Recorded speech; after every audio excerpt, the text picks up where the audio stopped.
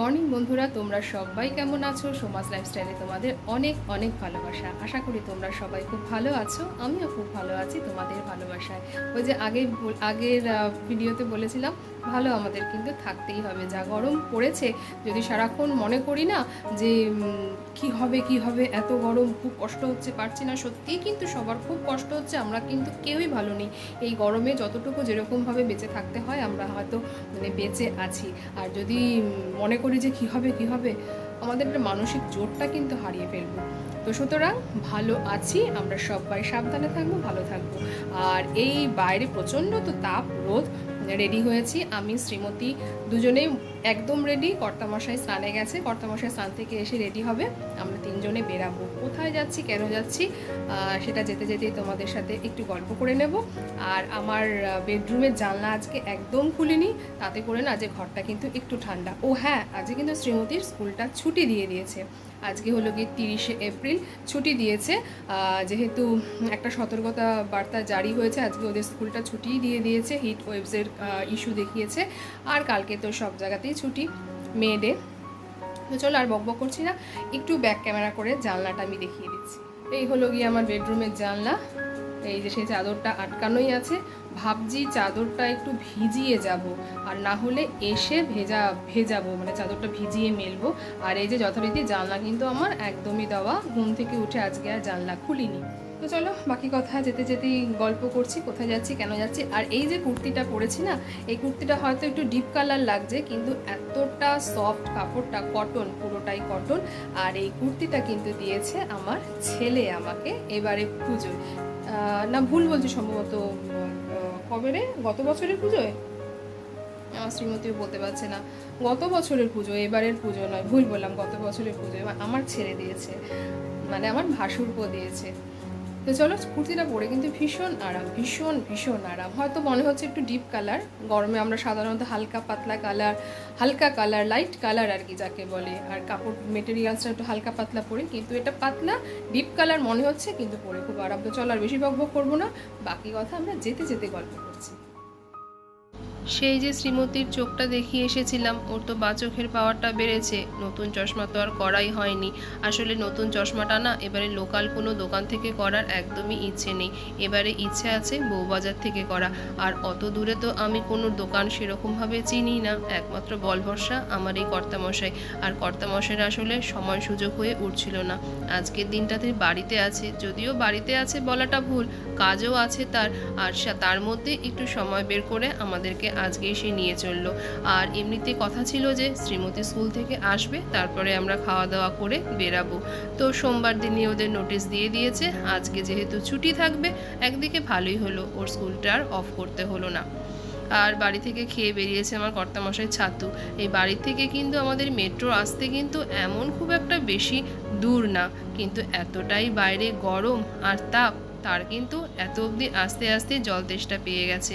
আর নিয়েছিলাম তো ফ্রিজের ঠান্ডা জল, ব্যাস ঢকঢক করে সে অনেকখানি ঠান্ডা জল খেয়ে নিয়েছে। আর আমরা যাব এখন সেন্ট্রালে। আর কর্তামশাই বলল যদি মেট্রোর একদম শেষের দিক থেকে উঠি, তাহলে কিন্তু সেন্ট্রালে নেমে আমাদের খুব একটা বেশি হাঁটতে হবে না, মানে তাড়াতাড়ি আমাদের স্টেশন থেকে বাইরে বেরিয়ে যেতে পারবো।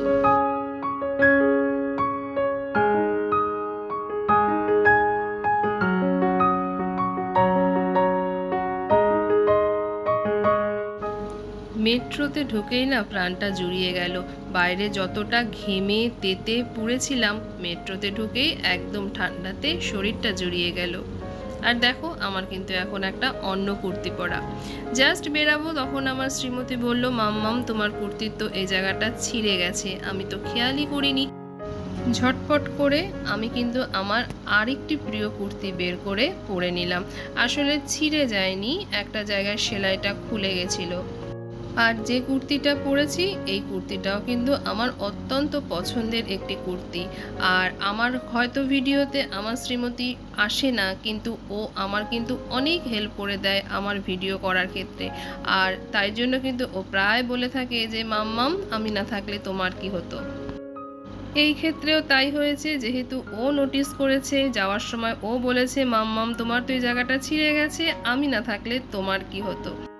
তোমাদের সাথে কথা বলতে বলতে আমরা কিন্তু রবীন্দ্র সরোবর ক্রস করে এখন টানেলের মধ্যে চলে গেছি। আর এবারে বেশ কিছুক্ষণ যাওয়ার পর কিন্তু চলে আসবে সেন্ট্রাল, আর সেখানেই আমরা নেমে পড়ব।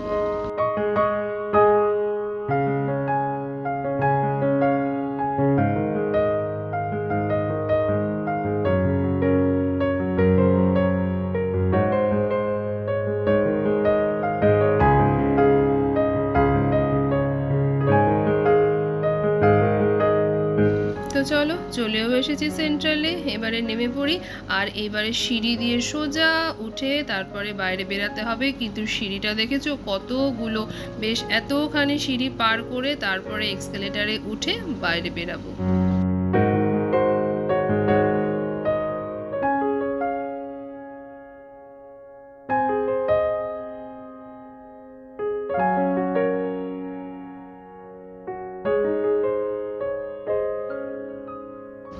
এতক্ষণ তো বেশ ভালোই ছিলাম, মেট্রোর ঠান্ডাতে বেশ আরামে ছিলাম, কিন্তু বাইরে বেরিয়ে বুঝতে পারলাম বাইরের পরিস্থিতি কতখানি। তো যাকে চলে এসেছি, আর এখানে তো শুরুর থেকেই দেখেছি অনেক দোকান, অনেক চশমার দোকান। তবে আমার কর্তামশাই ওই যে দূরে দেখেছো, এটা কিন্তু হলো গিয়ে কলকাতার ঐতিহ্যবাহী সেই রিক্সা, অনেক দিন বাদে দেখলাম। তো যাকে যেটা বলছিলাম, আমার কর্তামশাই যেখান থেকে চশমা বানায় সেখানে যায়নি, অন্য একটা দোকান থেকে নিলাম। আসলে বউবাজারে না এত চশমার দোকান আছে, এখানে যেমন সস্তাও পাওয়া যায়, দামিও পাওয়া যায়। তাই বলে সস্তাগুলো যে খারাপ হয় তা নয়, এদের অনেক কালেকশন আছে, অনেক দোকান। আর সত্যি কথা বলতে সস্তায় কিন্তু ভালো জিনিস পাওয়া যায়। শ্রীমতীর আগের চশমাটা লোকাল একটা বড় দোকান থেকেই করেছিলাম, কিন্তু অনেকখানি দাম নিয়ে নিয়েছে। আর এখানে তো দাম শুনে আমি নিজেই অবাক হয়ে গেলাম। যাকে ভালোই হয়েছে, এবার শ্রীমতীর পছন্দ করার পালা। দেখা যাক কোনটা শ্রীমতী পছন্দ করে। ইদানিং এখন যে ট্রেন্ডিংয়ে চলছে না, একটু ট্রান্সপারেন্ট কালার, শ্রীমতীর ইচ্ছা আছে ওইটাই নেওয়ার। কিন্তু আমার কর্তামশাইয়ের ইচ্ছা বেশ কালারফুল হবে তার মেয়ের চশমা। তবে দেখা যাক আমার শ্রীমতী কি পছন্দ করে। তবে ওর কিন্তু একটা ব্ল্যাকের প্রতি কিন্তু একটু বেশি আকর্ষণ আছে। আর এদের তো এত সুন্দর সুন্দর চশমার ফ্রেম দেখে না আমি নিজেও গুলিয়ে ফেলেছিলাম। তো অবশেষে আমার শ্রীমতী এই ফ্রেমটা পছন্দ করলো। এটা ব্ল্যাক আর হোয়াইট বাই কালারের আছে, তো এটাকেই অর্ডার দেব। এখানে যে কোনো দোকান থেকে চশমা বানানোর একটাই সুবিধা আছে, সেটা হলো এরা কিন্তু 2 থেকে 2.5 ঘন্টার মধ্যে কিন্তু চশমাটা একদম বানিয়ে দিয়ে দেয়। হাতে যদি একটু সময় নিয়ে আসা যায় তাহলে কিন্তু একদিনের মধ্যেই কিন্তু চশমাটা হাতে পাওয়া যায়।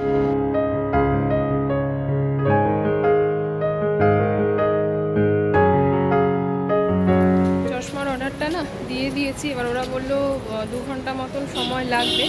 তো এখন বাজে প্রায় 1:10 মতন বাজে। তো কর্তামশাই প্ল্যানিংই ছিল যে চশমার অর্ডারটা করে আমরা একটু লাঞ্চটা আজকে বাইরেই করব। 2 ঘন্টা সময়, এনাফ সময়। ছাতাটাও খুলিনি, এক হাতে মোবাইল এক হাতে ছাতা নিয়ে পারছিলাম। আর যেটা দেখলে তোমরা, ওটা হলো আমার শ্রীমতী যে স্কুলে পড়ে, ওয়েল অ্যান্ড গোল্ডস্মিথ, ওটা হলো ওদের ব্রাঞ্চ। এটা হলো মেন ব্রাঞ্চ বউবাজার, এটা হলো মেন। তো চলো যাই, আগে একটু খাওয়া দাওয়া করি, এবার ছাতাটা খুলি। ছাতাটা না খুলে না অসম্ভব হয়ে যাচ্ছে। আসলে কর্তামশাই যেহেতু সবসময় বাড়িতে থাকে না, অফিস ট্যুরে তাকে যেহেতু বাড়ির বাইরেই থাকতে হয়, তাই সে যতক্ষণ বাড়িতে থাকে না সবসময় চায় আমাদেরকে নিয়ে কোথাও একটু যেতে হয়, লাঞ্চটা সেরে আসতে বা ডিনারটা সেরে আসতে।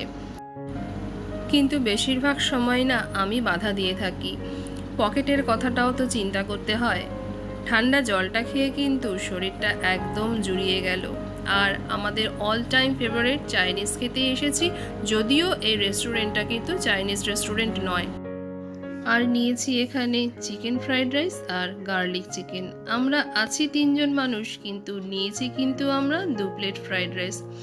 আসলে মনে হয় আমরা 3 জন, কিন্তু ওই 2 প্লেট ফ্রাইড রাইসটাই কিন্তু আমরা ভাগ করে নিয়েছি। এতটা খেতে পারি না, আর বাইরে বেরালে তো আরোই পারি না।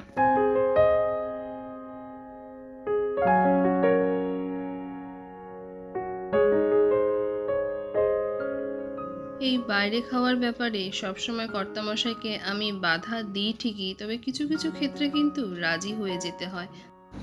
কর্তামশাই যেমন তার সাধ্যের মধ্যে থেকে আমাদেরকে ভালো রাখতে চায়, খুশি রাখতে চায়, তেমনি কিন্তু তার মনটাকেও কিন্তু খুশি রাখার দায়িত্বও কিন্তু আমাদের।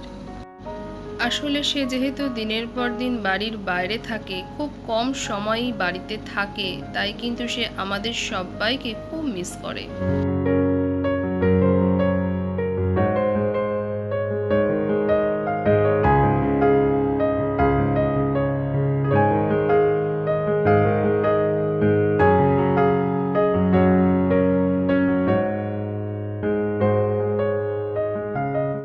বড্ড খিদে পেয়ে গেছিল। আমি তো খেয়ে বেরিয়েছিলাম দুধ মুড়ি, আর শ্রীমতী খেয়ে বেরিয়েছিল ম্যাগি, আর কর্তামশাই তো বললাম ছাতুর শরবত খেয়ে বেরিয়েছে। আর ফ্রাইড রাইসের না স্বাদটা ছিল খুব সুন্দর, আর গরম গরম ছিল, বড্ড খিদেও পেয়েছিল, গপাগপ করে খেয়ে নিয়েছি। আর এই গার্লিক চিকেনটা দেখো, চিকেনটা এতটাই সফট আর এতটা জুসি, বেশ ভালো লাগছিল খেতে। কিন্তু এটা যেহেতু চাইনিজ রেস্টুরেন্ট না, তাই জন্য কিন্তু ভিনিগারটা খুব মিস করছিলাম। চাইনিজ রেস্টুরেন্টে কিন্তু ভিনিগার, সয়া সস আর এই চিলি সসটা কিন্তু মাস্ট থাকবে। আর ওরা দিয়েছিল টমেটো সস আর চিলি সস, তাও আবার ওদের কাছে সেটা চাইতে হয়েছিল। কিন্তু চাইনিজ রেস্টুরেন্টে যেটা হয়, টেবিলে কিন্তু একদমই থাকে।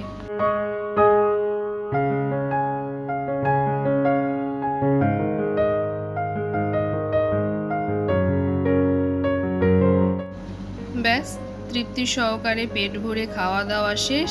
আর খাওয়া দাওয়ার পরে এই মৌরি মিষ্টিটা তো মাস্ট, এটা একদম দরকার, লাগবেই লাগবে। তো খাওয়া দাওয়া হয়ে গেছে, এবারে যাচ্ছি দই বড়া আনতে। লালবাজারে না, যেখান থেকে আমার কর্তামশাই দই বড়া আনে, এই লালবাজারে আসলে সেখান থেকে দই বড়াটা নিয়ে বাড়িতে না ফিরলে মনটা ঠিক ভালো লাগে না। আর এই যে কলকাতা পুলিশের হেডকোয়ার্টার।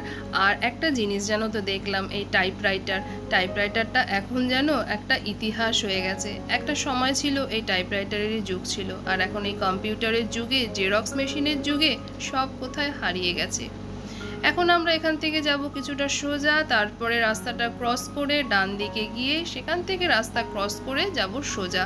তবে ইদানিং নাকি যে দই বড়াটা আমার কর্তামশাই যার কাছ থেকে আনে, তিনি নাকি ওখানে বসছেন না। যখন এখানে কাজে আসে, আমার কর্তামশাই তো দই বড়া না নিয়ে ফিরবে না, যতবারই নাকি গেছে পায়নি। আর ওই যে সোজা দ্য প্রাইম দোকানটা তোমরা দেখছো, ওইখান থেকে আমি এই মোবাইলটা কিনেছি, মানে যেই মোবাইলটা দিয়ে আমি এখন ভিডিও করছি। তো চলো রাস্তাটা ক্রস করি, ক্রস করে এবারে আমরা যাব এই ডান দিক দিয়ে সোজা, দেখা যাক তিনি বসেছেন কিনা। এই যে চলে এসেছি এখানে। এবারে আমার কর্তামশাই রাস্তাটা ক্রস করে যাবেন, তবে দূর থেকে দেখে বলছেন উনি আজকেও নাকি বসেননি। দেখা যাক, উনি তো রাস্তা পার করে যাচ্ছেন, আমাদেরকে বলল তোমরা এখানে থাকো, আমি গিয়ে দেখে আসি বসছে কিনা। তবে সত্যি কথা, দই বড়াটা কিন্তু দারুণ লাগে খেতে।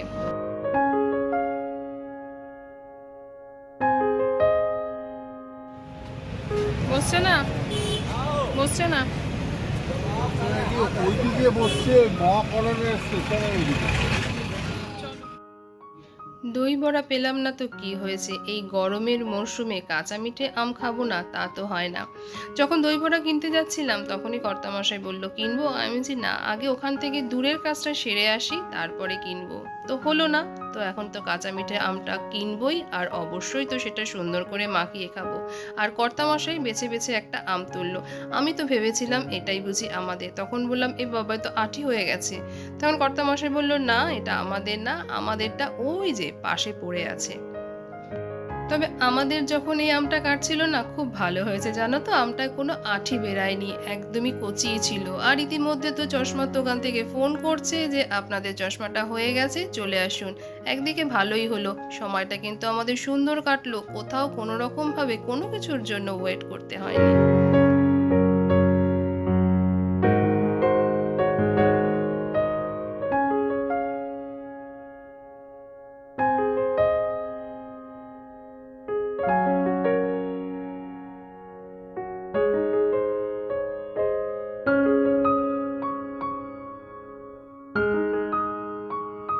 আম খেতে খেতে চলে গেলাম চশমার দোকানে, আর সেখান থেকে শ্রীমতীর চশমাটাও নিলাম, কিন্তু ক্যামেরাটার অন করা হয়নি। চশমা নিয়ে চলে আসলাম মেট্রো স্টেশন সেন্ট্রালে, আর এখান থেকে সোজা যাব কালীঘাটে। আমার কর্তামশাইয়ের বান্ধবীর মা কালকে মারা গেছেন।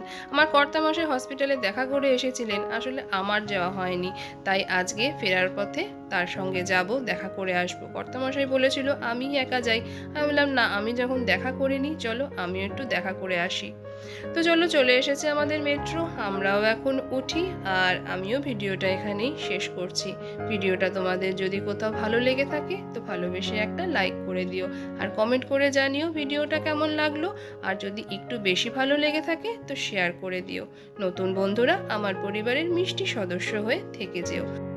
তোমরা সবাই ভালো থেকো, সুস্থ থেকো, সাবধানে থেকো। আবার দেখা হবে নতুন আরেকটি ভিডিওর সঙ্গে।